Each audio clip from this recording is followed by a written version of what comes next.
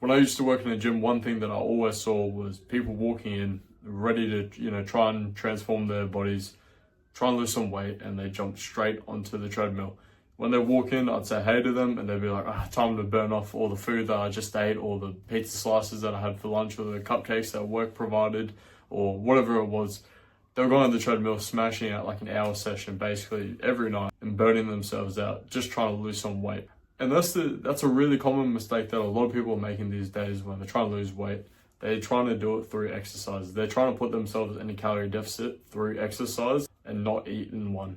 All trying to do this through exercise does is make you feel burnt out, make you feel guilt every time you eat something bad, and to the point that you will try and restrict it and feel like that fat loss can't be done unless you completely cut out your favorite foods, or if you have a bit of your favorite foods, you have to really make up for it and do some like David Goggins type stuff to make up for it, which not everyone is David Goggins.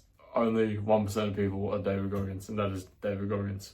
Point being, if you eat something that isn't, I guess, necessarily healthy, does not mean you should have to get on the treadmill, go smash out like 2 hours of body running to try and burn off all the calories that you just consumed. And you're probably thinking, what should you do instead? I know that you've just said you should eat in a calorie deficit, but what does that include? If you set yourself a calorie deficit that is sustainable, that you can eat within, for example, if you're wanting to lose about 0.5 kilo a week while, being in a calorie deficit, you'd want to find your maintenance. So just go online, search up a TDEE calculator and just enter all the prompts, and it'll give you your maintenance calories, which is essentially the amount that you would need to eat to stay the same weight. Then all you need to do is just cut these calories by like 500 to 800, and then that will help you lose about 0.5 kilo and a bit more a week, or maybe even a kilo a week, just depending on your activity level. Within this nutrition, you also want to use some sustainability approaches so you can actually sustain eating at that calorie deficit. Because that's the real reason that people resort to trying to burn off their calories that they've eaten, is because they don't trust themselves,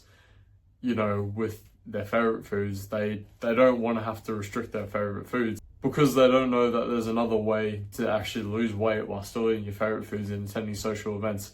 They just choose not to restrict and go, straight for the treadmills, right? Some of the sustainability approaches that we use in our program include our 20-cent shop approach. So basically our 20-cent shop approach, you find 20% of your daily calorie goal, which if it's 2,000, for example, you find 20%, which is 400. This 400 calories you can use on, foods that essentially don't support our nutritional goals, which whether it's, calories and protein and fiber, just foods that aren't going to support nutritional goals, which are more snack and indulgent foods like chocolate, Kit Kats, bag of Maltesers, whatever you like, right? The other 1,600 or the other 80% that you have left over, that's going to be on foods that support your nutritional goals. It doesn't mean they have to be the absolutely most primal, bloody, whole food, healthy foods. Yes, you should aim for that.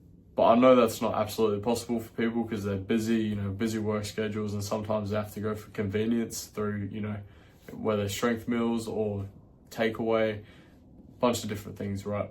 But if you can at least just pick foods that support your nutritional goals with your protein and, give you good volume for your calories and also your fiber, then that is most certainly a step in the right direction. Another one that we use on our program is our Calorie Booster Approach, which is really helpful for the weekends and giving people a bit more calorie freedom on the weekends to actually enjoy themselves and not have to opt for the salad every time. Essentially, all you're going to do, for example, if you on Saturday and Sunday, you've got your weekend and you want to have some extra calories for whatever it is, you might have your best friend's 21st or your mum's birthday, typical, just anything like that. You have a social event that you want more calories for and you want it for the whole weekend. Say you want 1,000 more calories for that weekend. During the week, Monday to Friday, you're going to cut your calories by 200 each day. So your calorie goal, for example, is 2,000. You're going to reduce it to 1,800 from Monday to Friday. That's going to save 200 calories a day, which is basically going to mean you have 1,000 across the whole weekend extra to use. You might not split 500 Saturday, Sunday. You might go 700 on Saturday, and then you might use an extra 300 on Sunday, which might just be towards a small little treat, whereas the 700 goes a bit more towards, a few drinks and maybe a bit of a dinner as well. I probably wouldn't restrict yourself any more than 200, maximum 250 during the week, as it can make it a bit more of a sacrifice. The sort of point of the approach is to give you some calorie freedom on the weekend without making a massive sacrifice during the week. It's sort of like a small sacrifice for a big reward sort of thing, right?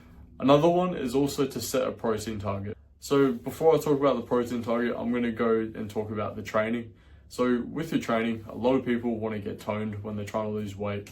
And I can tell you that trying to smash out like 6 cardio sessions a week and not do any weights whatsoever is not going to help. The cardio, just doing straight cardio, and especially if you're not eating a lot of protein, it's just going to chew away your muscle and any muscle that you have.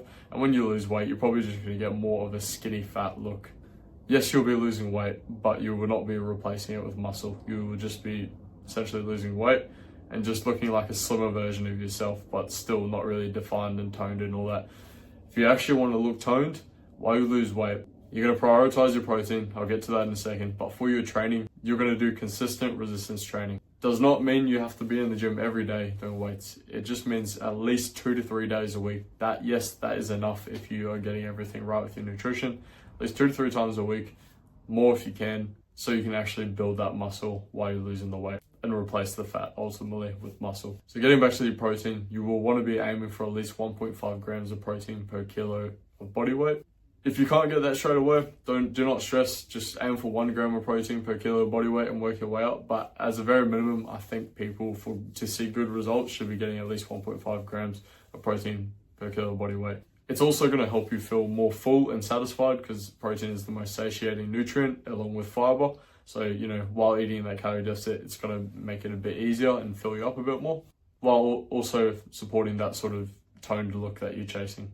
If you're not too sure if your plan is actually sustainable or not for your fat loss, here are a few symptoms that could mean that it isn't sustainable and it's actually burning you out. If you're constantly feeling exhausted after your training sessions or just in general, that usually means that you're sort of giving more than what you're actually getting. If you're getting intense daily cravings for your favorite foods and you're constantly trying to restrict but you're getting intense cravings, this is probably also meaning that you're a bit too restrictive.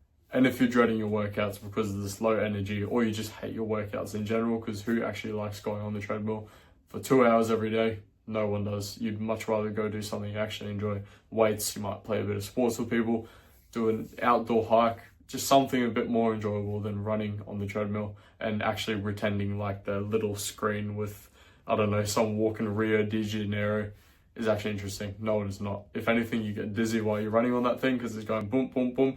I won't get into it too much.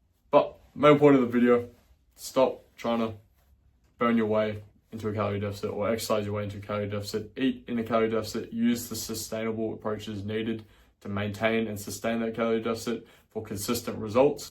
These simple tips that I've provided you guys with today is, what we're basically teaching on our program with our clients. Obviously a bit more to it, but it's helping them lose 5 to 10 kilos in their first 90 days without having to cut out their favorite food or without having to restrict themselves at social events, as you can see on the screen.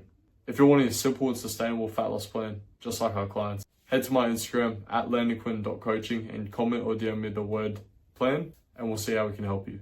Hope you guys found this video helpful, and I'll see you guys in the next.